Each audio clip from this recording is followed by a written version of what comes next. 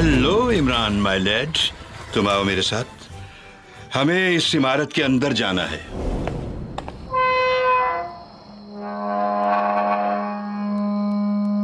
अरे बाप रे, और लाश।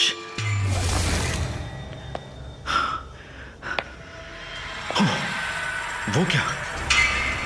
कब्र का तावीज ऊपर उठ रहा है।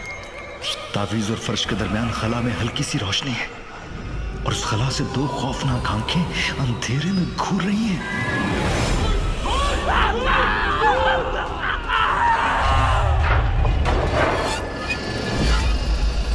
खौफनाक इमारत।